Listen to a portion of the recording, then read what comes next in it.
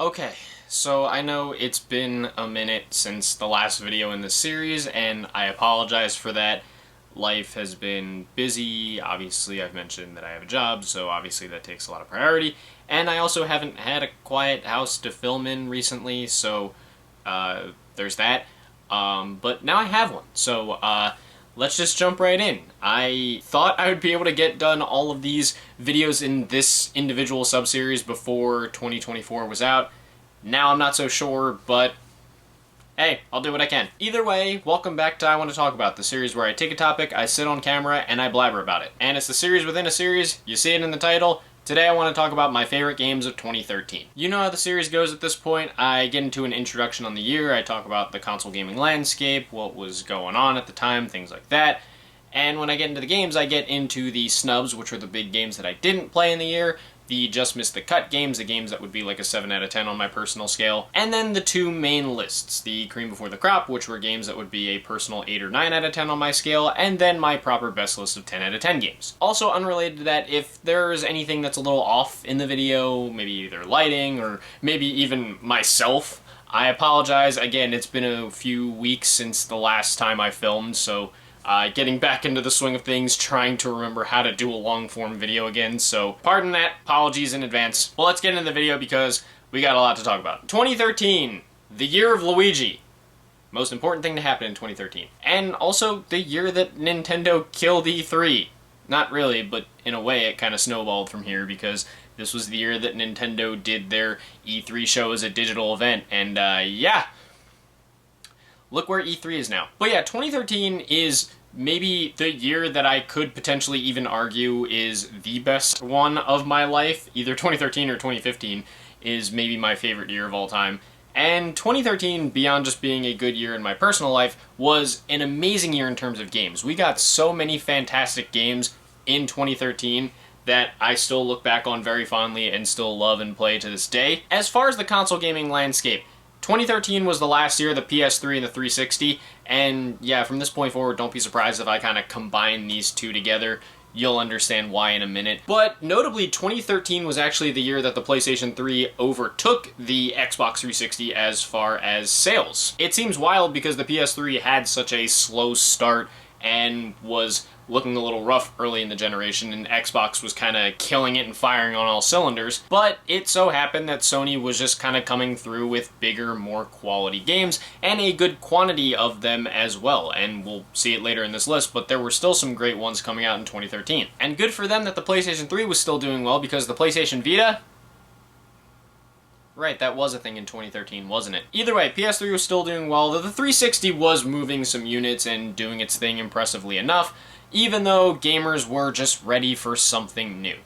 And in 2013, they were going to get it with the start of the next generation, although it technically started with the Wii U the year before, but you know, the whole generational line is a little fuzzy from this point forward. Nevertheless, 2013 was the year that we got the PlayStation 4 and the Xbox One. One of the big reasons that I'm kind of going to be combining these together in future videos, at least to some extent, is because the way they were developed and created kind of changed around this time. I talked a lot about how the PS3 had the cell processor, its own custom processor to make it different from the 360, but starting around this era, console architecture changed in a way because PC gaming was so prevalent, and it made more sense for console manufacturers to make their specs kind of close to PCs so that third-party teams can make the games a little easier. Just develop them for PC first and then backscale them for the consoles later, since consoles are just kind of like PCs but cheaper and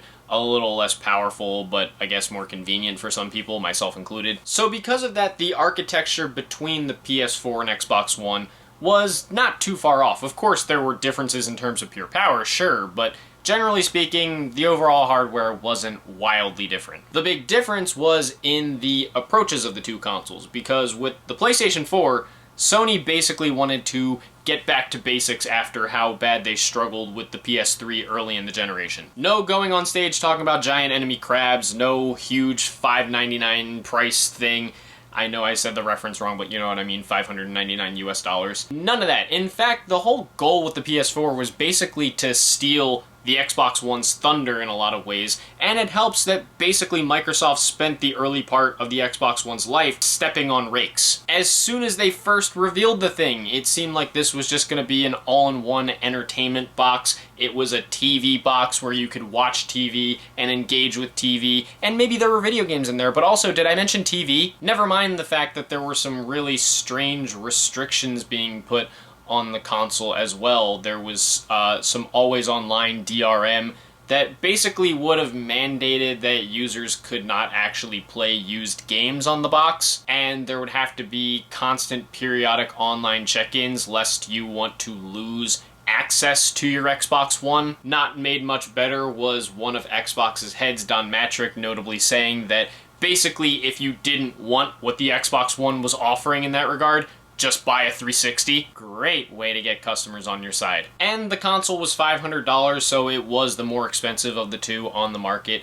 And I totally forgot to mention this, but that Kinect thing that Xbox was starting to push so much in the late 360 life, yeah, there was going to be a new one with the Xbox One, and at least initially, you were going to have it plugged in every time you were playing your Xbox. They just wanted to spy on you, I guess? I don't know. Hey, just make sure you're not playing your games in the nude and you're golden. So all this stuff was combining to make the Xbox One look bad, and it felt like that kind of preceded it. That reputation preceded it throughout the entire generation, and it felt like Xbox was constantly trying to play catch up with that, and kind of to this day might even still be trying to play catch up with it. With the PS4 though, Sony basically gave themselves a big win right off the bat, because with Xbox doing all these weird things, all PlayStation had to do at E3 that year was go on stage and say, yeah, this thing will still play used games, and you can use it offline, and by the way, it'll be $100 cheaper than the Xbox One, and basically that kind of won them the battle right from the jump. Which is kind of wild to think because, and we'll get into this at a point in this video and even in the next video, the early lineup for the Xbox One, in my opinion, was actually a little more impressive than the early lineup for the PS4. But I guess the battle of the PS3 and Xbox 360 had already proven it.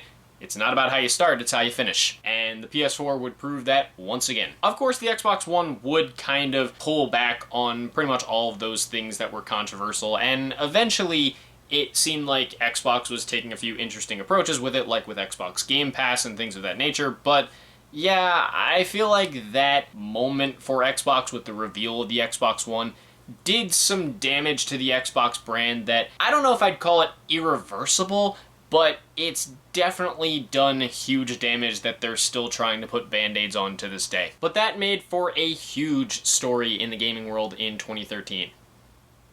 Oh yeah, and Nintendo existed too in 2013. They were a thing. I mean, the 3DS was holding strong, still moving units and getting some good games for Nintendo, but the Wii U was not really bringing them much just yet. Or kind of at all, unfortunately. I mean, sales did kind of go up during the year by proxy of it having a whole year in 2013 versus 2 months. And there would be some solid quality games, but just not enough to really keep the thing afloat at the time. And there was definitely a lot of bad talk around Nintendo around 2013, especially for the lack of third-party support to go along with those first-party games. But hey, I guess they weren't the Ouya or the Nvidia Shield, right? That's worth something, huh? As far as third-party news, there wasn't a ton, but the most notable thing I found was that 2013 was the year that Cloud9 formed. And as a big competitive Super Smash Bros. Melee fan, shout out to Mango. Oh yeah! 2013 was the year that Melee lived! Maybe this isn't as notable as, well, everything else we're gonna talk about, but it's notable to me. 2013 was the year that Super Smash Bros. Melee returned to EVO, the biggest fighting game tournament on the planet. It had been gone from EVO for 5 years, 6 years. The last time it appeared was 2007. But there was a huge drive to get Melee into EVO, and the Melee community raised a crap ton of money for breast cancer research, I believe it was. Got the game to EVO, and then Nintendo basically tried to shut them down.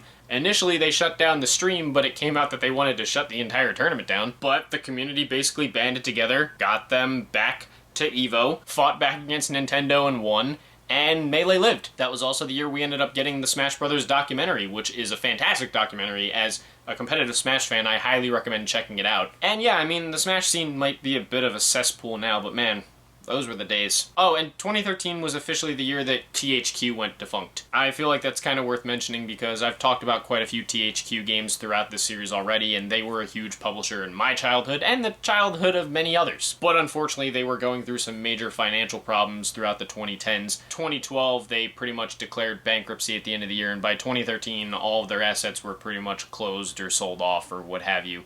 And THQ didn't exist. Sure, the name still exists now with THQ Nordic and all, but the original THQ, as we know it, no more. Salute to the fallen childhood icon. Alright, after all that, we've got games to talk about, and there are plenty. Again, 2013 was a packed year, and this video is going to end up being pretty long because of that. So, let's blow through the notable snubs, because there are only a few. Of the big games that came out in 2013 that I didn't play, the ones that I could find were BioShock Infinite. Again, I'm not a huge BioShock guy, so I just never got around to this game. I know it's very polarizing today, but yeah, this was a huge one in 2013. And then some 3DS games. Animal Crossing New Leaf, which again, I'm not a huge Animal Crossing guy. Fire Emblem Awakening, which again, pretty much saved the franchise, but again, I'm not that into Fire Emblem, so I never really played it. And this one I did play some of, I just never beat. Pokemon X and Y. Pokemon X and Y really brought the franchise back in a big way, and for a minute did get me interested in Pokemon again. It's just, I am pretty bad at beating most turn-based RPGs, and especially Pokemon, so it would take a while before I would end up beating a mainline Pokemon game. As far as the just missed the cut games, there are a few here. The first of them being Disney Infinity, which was a simplistic and fun game that did bring a clever twist to the Toys to Life genre, even if it did fall into a lot of the money-grubbing tactics of Skylanders, and could have been polished in some areas as well. There was also Ratchet & Clank Into the Nexus, which was a nice game to have at the time in 2013. It was nice to have a more proper Ratchet & Clank game after so many offshoots, even if it was one of the weaker ones in the franchise. And playing it at 30 frames per second was rough compared to all the previous games in the series being 60. And that's all I got. Certainly there are no highly acclaimed games from 2013 that are hailed as being among the greatest ever that I myself only found to be a 7 out of 10. Oh no. Yes! Grand Theft Auto 5. I gave this game a 7 out of 10 after I beat it. Hooray! And look, you don't need me to tell you if Grand Theft Auto 5 is good or not. Most of you have probably already sunk thousands of hours into it, and chances are you love it. And if so, awesome. I'm very happy to hear that. But for me, I played through the entirety of the main campaign, and I honestly didn't adore my time with it. I mean, it was fun, I enjoyed myself, but the mission structure got a bit too repetitive to me, which may be one of the big signs that I just can't do a lot of uber-long games. It's a game I respect from afar, I like it, I see why people love it so much, I don't personally love it myself. With that said, I'm happy that the fans are finally going to be getting Grand Theft Auto 6 sometime soon. Hopefully. So now, cream before the crop, and by that I mean the games that Matt will inevitably get hounded for liking more than Grand Theft Auto 5. Here goes nothing. Also, sorry if the explanations that I end up giving on these games aren't super long, but there's just too many to discuss. So, let's just jump right into them. Oh boy, no room to breathe. We're just getting right into it here. Hot Take Central, kicking off early in this video. Or is it early? I don't know. I don't know what time it's going to be by the end of the video. But still, DMC Devil May Cry was a wildly controversial game when it was announced and when it came out, because it was a huge change of pace as far as Dante's design. A lot of people basically looked at this game and were like, this is not DMC, like that is not a Devil May Cry game, and many people didn't even want to acknowledge it as such. And after playing the game, I see why others had a problem with it, but I honestly really enjoyed my time with it. Yes, it had an undeniably edgy aesthetic that was way over the top, and Dante's characterization was what it was. But what carried the game for me was that it had some of the best gameplay the Devil May Cry series had come through with up to that point. The combat was incredibly gripping and fun, and it felt like a great direction for the franchise to go in that regard. It's just that the problem was, if you were a very hardcore fan, you were probably spending most of your time playing the game and thinking, what the hell did they do to Dante? Chances are your best bet at the time was to squint your eyes and cover your ears when watching the cutscenes. Or just skip them. No shame in skipping cutscenes. I mean, I do it. I know it's controversial and people are gonna hate me for it, but I'm here for the gameplay. You play how you want to play. Don't let people on the internet dictate how you have fun with your games. I know I'll get hounded for that, but I'll stand on it. If you think that takes away from my credibility, well, You're entitled to your opinion. Sorry, I got off on a tangent. Either way, yeah, DMC Devil May Cry was massively controversial, but it's still a very fun game. And now that the Devil May Cry series has come back with something much more DMC-like, more on that later, maybe now is the right time to reevaluate the game if you haven't already. Give it another go. It's a fun time. At least taken on its own. Keeping in the theme of controversial follow-ups, people talk about Sly Cooper Thieves in Time as if it committed arson, murdered their grandmas, and worst of all, took all the eggs. And look, I'd get it. I'd be pretty mad if someone took my eggs. Those things cost a lot of money. But many people don't even consider Thieves in Time to be a part of the franchise's canon. And look, as a hardcore Sly Cooper fan, I get it. There are decisions made with the story here that are genuinely not good. There are twists in the story that I think are pretty bad. And the villains, in my opinion, are not up to Sly Cooper's usual standards. I mean, look no further than the Grizz. But I still think Sly 4 is a very enjoyable game. I love how Sanzaru handled the Sly Cooper gameplay respectfully while also adding nice changes and variation to bring its own unique flavor to the series. It didn't feel like I was just playing another Sly Cooper game. It felt like I was playing a brand new one with a lot of cool new stuff in it to make it feel fun and enjoyable and fresh. And I think it's greatly helped by the addition of Sly's ancestors, who all feel very unique and don't just feel like another version of Sly. It's also nice that this game is beefier than your typical Sly Cooper game, though not to an extremely overwhelming degree. It feels like it just has a nice amount of content here. I'm still upset that it ended on a cliffhanger that hasn't gotten resolved since. Grumble, grumble. But I do think Sly 4 is still an enjoyable game, even though I understand why some Sly fans don't want to acknowledge its existence. God, I just wish Sony would make a new one, though. For the first time in forever, I'm sorry, it's a 2013 video, I had to make a Frozen joke somewhere, but for the first and only time in this series, I'm actually going to talk in some way about the Metal Gear franchise. Now look, I've mentioned before, I don't play the mainline MGS games because I just don't often play games that are super stealth-focused or have uber-long cutscenes. But only a few years ago, actually, I was recommended Metal Gear Rising: Revengeance on the grounds of you don't need to play the Metal Gear series to pick up what this game is putting down, because it's a totally different kind of game. Not only that, but I love Platinum Games, and this was one of the few games from them that I hadn't played, so I decided to give it a whirl, and I'm glad I did because it's awesome. It's just such a pure, fun, fast-paced action game that's so exhilarating in pretty much every way possible constantly. And I think it's another game that shows why Platinum is among the best in the game at their particular genre. And even as someone who laughs in the face of danger, aka cutscenes, I will say that the cutscenes in this game are an absolute treasure, which shouldn't be surprising for those of you that have seen this game's rise as a meme icon over the last few years. Seriously, just look up the cutscenes, look up the memes, it's pretty hilarious. But even beyond the memes, it's a tightly made action game that reaffirms Platinum's signature gift for compelling gameplay.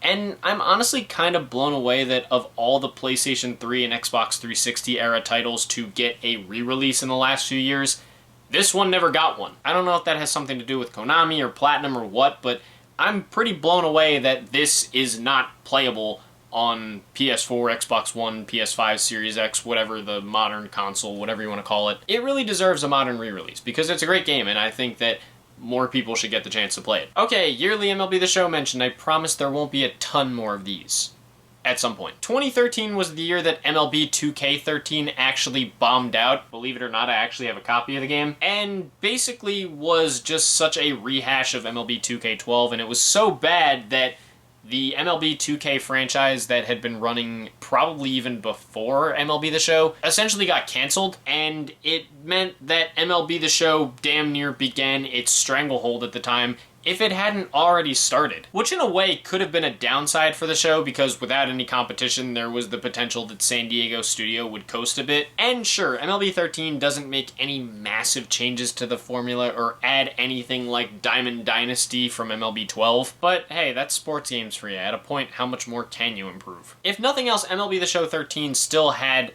It's not called MLB The Show 13, it's 13 The Show. Why did they change where the number is in the title? I don't get that. But this did add some new things and improve in some areas with some more satisfying hitting mechanics and a dedicated postseason mode. Finally, you don't have to simulate through a full season and pray to God that your team makes it. And it was also nice to see them add in a beginner mode to help ease new players in. Once again, I played the hell out of this game back in the day thanks to it being a PlayStation Move baseball game, and while it's not the best in the series, it was still a very fun experience. It's also the last time I'm going to be talking about MLB The Show on PS3 because, again, the next generation, baby. Hey, look at that! Finally talking about a series that's incredibly popular that I haven't given much love to. Tomb Raider. Don't expect it to last, though. Just saying. But yes, Tomb Raider 2013 was the second reboot in the franchise, and it was my first proper experience with the series. It was the first entry in what is known as the Survivor trilogy, and in my eyes, it's still the best one in that trilogy. From here, I honestly feel like the games got progressively weaker, though perhaps not for the reasons you would outwardly expect. With this game, though, it felt like Tomb Raider moved in a direction not too dissimilar to what we had seen in a game like Uncharted, which I know did take some inspiration from a game like Tomb Raider, but here it ended up working really well. It was just a fun, polished action game with gripping combat, excellent visuals, and one of the biggest debates we've ever seen around the phrase that we call ludonarrative dissonance, where the narrative of a game's story flies so far in the face of the narrative of the gameplay that it almost feels like two separate games. And that does kind of happen here, a story that features a somewhat more vulnerable Lara Croft who's uncomfortable with killing, countered by gameplay where you basically just go Your mileage may vary on whether that's something you care for or not, but for me, as I said, I'm here for a fun, solid, enjoyable game, and that's what Tomb Raider managed to be. It's still a very good game, and one I could definitely recommend trying out even today. It's just a shame the latter games didn't quite live up to this one in my opinion, but that's a topic for another day. Dude, I'm just an absolute magnet right now. I'm jumping on the hottest of hot takes in this video. I'm gonna have people in the comments wondering how I'm even a gamer, honestly. But hey, if I was that worried about what people thought about my gaming habits, tendencies, or opinions, I wouldn't be making YouTube videos about video games. Let's be real. Anyway, here's that hot take I was talking about. God of War Ascension is one of my favorite games in the God of War series. I know. I'm not kidding. I know that it's considered one of the least popular games in the series, and it was probably disappointing for fans to get another God of War prequel, especially a game like this coming off of a game as epic as God of War 3, which to me is still the best one in the series. But for some reason, when playing through Ascension, it kinda just did something for me. Even after 6 games that followed the same kind of gameplay formula, it actually felt like Ascension had some decent changes to make it feel kind of unique. At least as far as the gameplay was concerned. It actually was maybe one of the ones that I had the most fun playing. And being that it was on the smaller scale compared to other games in the series, it didn't feel like it overstayed its welcome either. It was actually kind of nice to see Sony Santa Monica experiment a bit with this one, especially given where the series would go from here. Which I'm not going to talk about yet because, look, I'm going in too much hot take territory in this video already. That's a topic for another day. But yeah, Ascension is an overlooked gem that I still think is worth a shot today. Another game I was a little surprised to see didn't get some kind of PS4 or 5 re-release, maybe because it wasn't so popular with the fans, but still, it's a pretty fun game. And again, weirdly enough, it's one of the God of War games I enjoyed the most. With that said, this is the last I'll talk about God of War in this part of a video because, well, again, I'll save that for when the time is right. Have I talked in any of these videos about a LEGO game yet? That seems so strange, doesn't it? As someone who loves licensed games, and I've mentioned I'm a licensed game apologist and all this stuff, some of you might honestly be surprised that I don't have a crap ton of experience with LEGO games. To be fair, I didn't really grow up with the toys, I didn't grow up playing with Legos, so the video games kind of flew over my head as well. Quite frankly, LEGO City Undercover really came along because my brother and I had a Wii U sitting around. It was a Wii U exclusive, at the time at least, and we were tired of only having New Super Mario Bros. U in Nintendo Land, so we wanted something kinda different. Turns out, not only was LEGO City Undercover different, but it was actually very fun. With TT Games not being tied down by an IP of some kind, it felt like they just kind of let their creativity take the wheel here. And being that this was, I believe, the first open world LEGO game, it takes full advantage of that with a very fun world to explore. The storyline and characters are also charming and genuinely funny, and as a whole, it felt like a nice little Grand Theft Auto clone for younger audiences that still had enough depth for older audiences as well. I mean, sure, the loading times went on longer than this video, and it sucks that this, as a LEGO game, wouldn't end up adding co-op until its eventual re-release a few years later. But even so, this is an incredibly fun game that I feel like the LEGO series has not topped since, just in my personal opinion, and it's still very much worth a play, especially given that thanks to that re-release, it's now available on modern platforms for a decent price, and it's honestly even better on those modern platforms. Give it a whirl, I think you might enjoy it. To think, if I got this video out a few months ago, there's a very good chance I wouldn't be talking about this game at all. I love Luigi's Mansion, but for the longest time, Dark Moon was the only entry in the series that I hadn't played. It helps that it came out at a time when I was kind of getting out of handheld gaming with a few exceptions, so this one just kind of flew right over my head. Plus, I hadn't played the first game when this one came out, so I didn't quite have that attachment to the series that I have now. But recently though, thanks to the HD re-release on the Switch, I finally got to experience Luigi's Mansion Dark Moon for myself, and it's great. I really like it. It takes on a much different feel from the first game by going into more of a mission-based style, so to speak, which again is a huge change of pace for Luigi's Mansion, but I think it sticks the landing very well. And I think the sheer amount of personality to the game as a whole and the unique mansion designs make it an absolute joy to play. It's different, very much from the first game, but it's still incredibly enjoyable and it still has its own voice and creativity to it. Yes, it could have benefited from a checkpoint system of some kind, but it's still a game I have a lot of fun with, and I think it's a testament to how good this series is that I actually consider this my least favorite in the trilogy, even though I still really enjoy it. Play it if you haven't already, especially given that a Switch re-release is out now and you can just grab that. It plays very well on the Switch, I'll definitely say that. Should I talk about Ratchet Deadlock's HD re-release as a way to make up for the fact that I missed it entirely in my 2005 video? I mean, in a later video I covered the basic points of it. Should I still talk about this? Yes? Okay, fine. I'm gonna do it. Yes, while the mainline Ratchet & Clank trilogy got remastered in 2012, Ratchet Deadlocked was a bit late to the party. Supposedly, this was also put out as kind of an apology of sorts for fans who had to wait so long for the PlayStation Vita version of Ratchet & Clank Full Frontal Assault, the 2012 entry in the series. And while I've heard a lot of people complain that this version was buggy, which great way to apologize to players, I honestly had a good time with it myself and didn't really notice anything too bad as far as bugs. But it played well on the PS3, and the game itself is quite good even if it is a bit contentious in the Ratchet & Clank lineage. It focused far more on the action than the platforming, which will definitely be a turn-off to some, but for me, I really enjoyed myself with the game. And the HD re-release was an enjoyable port and a good way to experience the game for yourself. And now that Sony's bringing PS2 emulated games to PS5, I hope that these old school Ratchet & Clank games are next in line. I'd love to get the chance to play them again on a modern platform. Hey, I made the joke earlier that 2013 was the year of Luigi. You had to know something from it was going to pop up in this video. But yes, in the year of Luigi, Nintendo wanted to put some stuff out specifically for the man in green. And I didn't fully beat Mario & Luigi Dream Team, which was the other big game for the year of Luigi, so I guess I gotta talk about this. New Super Luigi U was a DLC expansion type to New Super Mario Bros. U, only this time centered entirely around Luigi. Same world structure, but now with all new levels, all the characters have Luigi's higher jump and more slippery physics, customary in 2D Mario games, and with Mario gone entirely, Nabbit is playable now.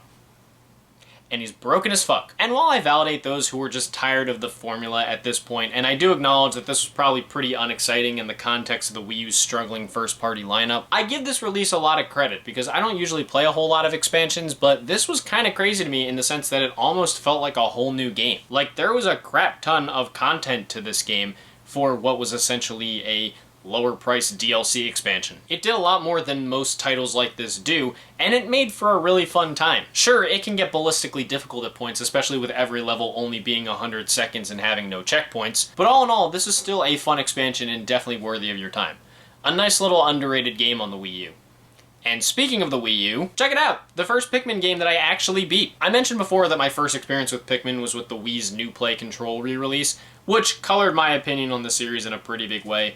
And that's a shame because Pikmin is a great franchise. And it was Pikmin 3 that really showed me that. This was the game where I was really able to appreciate Pikmin and what it brought to the table compared to other Nintendo games. This was actually an incredibly anticipated game back in the day, as it came 9 years after Pikmin 2, and it was first confirmed in 2008 as a Wii title before being moved to the Wii U in 2011, though we wouldn't see any actual gameplay of it until 2012. Nintendo just seems to love announcing Pikmin way too early, huh? But when the game itself came along, it was a real treat. And up to that point, in my opinion, it was the best one in the franchise. It did away with quite a few of the contentious elements of Pikmin 2, while also making the game a lot more accessible and rewarding for newcomers with plenty of new quality of life improvements. What's more, the boss fights were epic, the areas were a joy to explore, The strategy gameplay was fantastic, and it really felt like Nintendo fired on all cylinders with this one. Pikmin is a franchise that tends to fly under the radar, but it's a great series, and Pikmin 3 is one of the franchise's finest moments, only really being outdone recently by Pikmin 4 in my opinion. And now that the whole series is available on the Switch, I definitely recommend giving it a go if you haven't already. Hell, even if you have already, go ahead and replay it. Pikmin's awesome. You know, it kind of gets forgotten about today because this has been re-released so many times, but when Kingdom Hearts HD 1.5 Remix first came out on the PlayStation 3 in 2013, it was a huge deal. This collection featured the first Kingdom Hearts game, Kingdom Hearts Rechain of Memories, and a clip show essentially featuring the story of Kingdom Hearts 358 Days Over 2. And while that may not sound all that special, the thing that was special was that this was the first time American gamers, like myself, actually had a chance to play the Final Mix version of Kingdom Hearts 1. Essentially, Final Mix was a bigger, better version of KH1 with gameplay tweaks and new story elements to tie things into Kingdom Hearts 2, but it was only ever released in Japan in 2002, and for the longest time American fans never got it. But with this collection, fans finally got to experience this exclusive version of the game, and then some, honestly, because apparently, since many of the original assets had supposedly been lost, the game had to be rebuilt from the ground up, and the music was also reorchestrated with live instrumentation this time. It worked out because the version featured here is fantastic, and that music, by the way, I love the 1.5 remixes of these songs. And in fact, this was my first exposure to the Kingdom Hearts series. I had friends and family who loved it, but it was through this collection that I first played the series, and I'm very glad I did because I love these games. And Kingdom Hearts 1 remains one of my all-time favorite games. Alright, and Rechain exists. Yeah, it's most certainly a game. Still, great collection. Okay, so I already talked about Wind Waker as a game in my 2003 video, so I don't have to dive back too deeply into my overall opinion on it, which if you don't know, my opinion is, I really like it. But in 2013, Wind Waker got an HD re-release on the Wii U, because Nintendo was in a panic and had to hit the in case of emergency break here box, especially because Zelda's next Wii U game was gonna take a while. So long, in fact, that it was going to have to come out on the next system. Undeterred, Nintendo still put out this Wind Waker remaster, one part because they just needed a Zelda game, but also because they were converting different elements of Zelda games to the Wii U to test its hardware, and were struck by how well Wind Waker translated to HD. And honestly, I could see what they're talking about. Wind Waker has such an incredible art style that still holds up as one of the most distinct and beautiful looks for any Zelda game yet, and the HD facelift looks utterly incredible. It's also nice that they added a map on the gamepad as well as the Swift Sail to make sailing a bit easier. Wind Waker is a game I can say you'll probably enjoy regardless of the version, but if I had to recommend either the original or the Wii U re-release, I'd probably say to grab the Wii U version. To me, it's the best version, and it's a great re-release of a great game. Maybe one of these days they'll put it back out on the Switch. Okay, so I know that Skylanders has never been the most critically beloved series of all time, but I can't lie. When Skylanders Swap Force came out, the hype thrusters for me were in overdrive. It felt like the marketing for this game was so much bigger than the previous few games, and I remember it being one of my most anticipated games of that holiday season. Same with my brother, who was an even bigger Skylanders fan than I was. And we were right to be hyped because in my opinion, this is the best that Skylanders has ever done it. Being the first game from Vicarious Visions as opposed to Toys for Bob, they handled the transition phenomenally with a beautiful, charming, and fun title that has some of the most memorable levels and characters in the entire series. Also, you can jump now. Finally. Such a minor thing, but I'm glad they finally added it here. Compared to Giants, it also felt a bit more packed with content, and it still had plenty of variation to it. And the game's core concept of swappable characters, where you can put a different character on top of another one and have both of their combined abilities, like combining fire and water, for example, was super novel. It makes me sad that the concepts in these games were often just one-offs, especially in a case like this because that concept was so fun and clever. All in all, Skylanders had a few more good games after this, but none of them would top what Swap Force was able to do. It's still the best game in the series, and it's still the one I'd recommend in a heartbeat to pretty much anyone. You know I can't leave you off without one more hot take in a video chock full of them. But let's be real for a second. When it comes to 3D Sonic, there is no commonly agreed upon opinions. Even the most hated Sonic games have their ardent defenders, while the most beloved ones have their detractors. And Sonic Lost World is one of the most wildly polarizing Sonic games in the history of the franchise. And yet it's one that I really enjoy. Yes, it owes a fair bit of its structure to something like Super Mario Galaxy, but I could applaud the game for going in a somewhat different direction and, at least for me, sticking the landing. I know some people weren't as big on the controls or the tube-like level design, but I enjoyed both of those things quite a bit, and I think that Lost World managed to nicely maintain that fast-paced Sonic gameplay without flying too far off the rails. It is also an incredibly beautiful looking game, especially for an underpowered system like the Wii U, and as much as Sonic writing can be the butt of the joke here and there, some of the dialogue in this game absolutely cracks me up. Are you disrespecting me? Maybe. Sure, the Deadly Six aren't exactly great villains, but this is still a Sonic game I enjoy way too much. But who knows, maybe I have to play the game again, and when I do, I'll feel totally different and I'll see myself as a huge idiot for putting it in this part of the video. Either way, I enjoy the game a lot. And last in the cream before the crop. How ironic. Despite all that talk about the Xbox One's failures, now the PS4 was in my opinion the better console and all that stuff, we're actually talking about an Xbox launch game in this video and not a PlayStation one. Low-key, like I said, the first year or so, the Xbox One's lineup was actually pretty good. I'd even argue better than the first year of the PS4. And it was helped a lot by this revival of Killer Instinct. The first game in the series in 17 years, Killer Instinct not only had the hype of bringing the franchise back, but it was also a free-to-play launch game for the system. Sure, you'd have to pay for DLCs and whatnot, but to me it didn't really matter. The game itself was just that damn good. This is a genuinely underrated, fast-paced, and exciting fighting game that just oozes style and has a fantastic combo system as well. It's the kind of fighting game that's easy to get into if you're not too into 2D fighters, but it also provides plenty of depth for veteran players as well. It might have taken a while for it to really gain its footing because of the whole DLC thing and whatnot, but on the whole, Killer Instinct is an awesome game. One that I would recommend in a heartbeat today.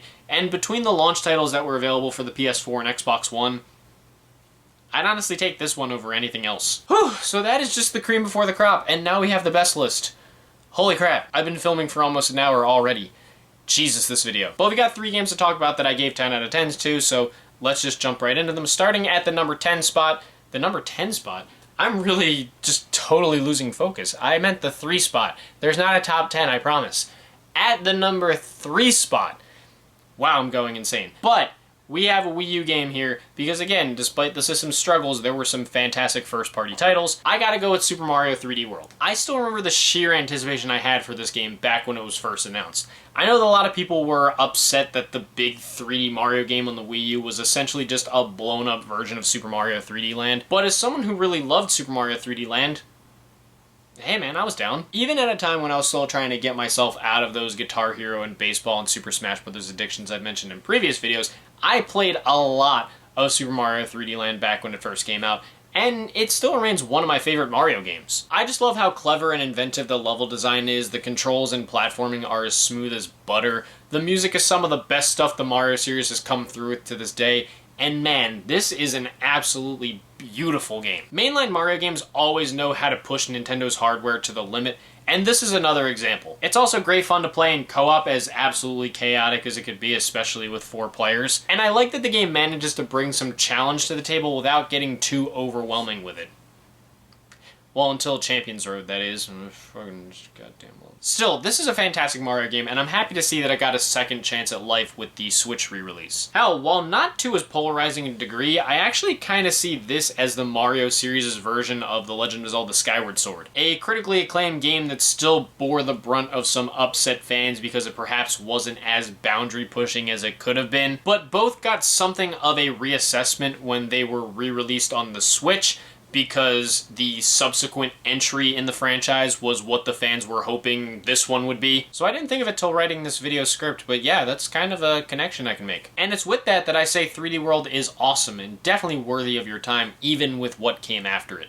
Again, plenty more on that later. At number 2, a game that I feel doesn't get quite enough love, but it absolutely deserves it, I gotta go with Rayman Legends. There's a part of me that wants to spend this portion ranting because of the way that Ubisoft has treated this game and its franchise before, during, and after its release, taking away its Wii U exclusivity because a mature Wii U exclusive in Zombie U performed poorly, even though this appealed to a totally different demographic, leaving Nintendo high and dry by taking it out of its spring release date when there wasn't really much else to play on the Wii U at the time, moving it to a downright suicidal release date in September 2013, right around the time when everyone and their grandma was buying Grand Theft Auto 5, then basically acting like the franchise never existed because they preferred their new mascot, the decaying carcass of Tom Clancy. I could go on for hours, but I think the reason it frustrates me so much how Ubisoft treated this game is because it's an absolute gem, and I feel like Ubisoft had no idea what they had on their hands when they were putting this out. This, to me, is by far the best game in the Rayman series, and it's, honest to whoever you worship, one of the finest 2D platformer games I've ever played. It's an absolute masterclass in great level design, controls, and charisma, with such an off-the-wall vibe and creativity to it that outdoes largely everything that Ubisoft has put out in the decade plus since it. It basically improves on everything that Origins did and is absolutely stuffed to the brim with polish.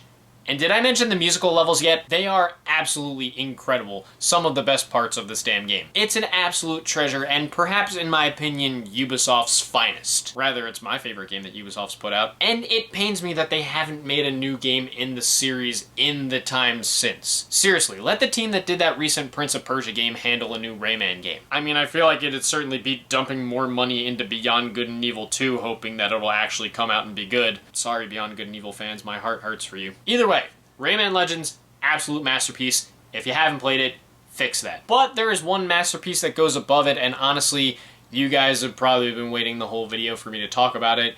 If I didn't, it would be the most conspicuous absence in this whole video. I don't know if you could tell, but it's somewhere on my shirt. Try to figure it out. My favorite game of 2013, the game that I would give my personal Game of the Year award to, you had to know that I was going to give it to The Last of Us. Yeah, how about it? In a video absolutely loaded with hot takes, my Game of the Year ended up being perhaps the most cliche and obvious pick imaginable. Well, hey man, I just really enjoyed the game. The Last of Us was an absolutely huge deal in 2013. I remember when it first came out and people were already hailing it as one of the greatest games of all time. And it was a game I didn't get to experience until a few years later, thanks largely to the remastered version of it. But once I did, oh, how I fell in love with it. I know I joked about being a cutscene skipper earlier, but obviously no way in the world did I skip the cutscenes in The Last of Us, because how could you? This game has one of my all-time favorite stories in any video game ever. I mean, it just fucking rips my heart out every single time. Such incredible depth to the characters, layers to the overall writing, and a level of emotional heft that is among the very best in gaming. Even as a survival horror game with such a focus on zombies and things like that, the story feels so lived in and so real, and everything about the writing just feels so incredibly human. The way it tackles moral ambiguity as well is so fantastic, and I think it's just a crowning achievement in writing, period. And it just so happens that beyond that impeccable writing and its utterly superb visuals as well, it's just a really good game to play. This isn't just one of those story games that's only good because the story is good.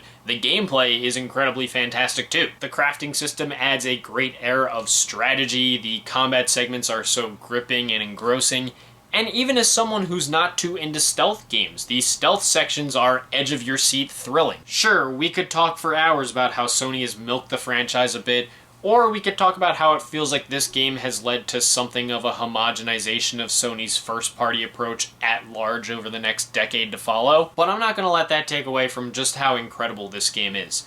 I honestly can't say enough nice things about it. Honestly, it's just one of Sony's crowning achievements, and just for me personally, it's one of the most impactful video games that I've ever played. Oh, and I know this is a slightly off-topic kind of thing, but if you're a non-gamer, the HBO Max TV series adaptation is fantastic. Not even just by the standards of video game adaptations. It's just a fantastic show. And it's one of those things that reminded me just how universal this game's story really is. And it so happens to be a great game to play too. I mean, what a job Naughty Dog did with The Last of Us. By far one of my favorite games. Whew. Okay, I've been filming for over an hour. Thankfully, the video won't be an hour, I hope. Yeah, 2013 was a banger year. One of my favorite years just of my life in general, and in the video game landscape, one of my favorite years as well. Lot of fantastic games to play. Thankfully for me, 2014 will be a bit lighter, though there's still going to be a lot of awesome games to talk about from 2014. Until then, though, this is all just my opinion on 2013 as a year in gaming. What were your favorite games of 2013? What were the games you played the most, the games you have the most memories with? Were there any other games that I missed that you absolutely adored? Because chances are there were. And obviously in every video I like to ask a specific question that's tied to that one video in particular. So of course, with the topic of conversation being this earlier in the video, what are your PlayStation 4 and Xbox One experiences? Were you team PS4 back in the day? Were you team Xbox One? Were you both? Did you get either one at launch? Did it take you a couple years to get in on one of them? Did you end up getting neither of them? Are you Mr. or Mrs. or Mix PC Master Race? Whatever your thoughts, opinions, and experiences are, leave them down in the comments below. Let's keep this civil and have some fun as we like to do. If you guys want to hit like and subscribe and support some of my other ventures that I have linked in the description, thank you. If not, it's no big deal. I totally understand. And yeah, 2014 video up next. Again, hopefully it won't be as long as this video. I don't think it will be, but, you know, just hoping. Again, 2014 was a lighter year than 2013 as far as games, but there were still some great ones to talk about, and I can't wait to get to them. So stay tuned for that, but until then, thank you guys for watching. I hope you enjoyed, and I will see you in the next video. Peace.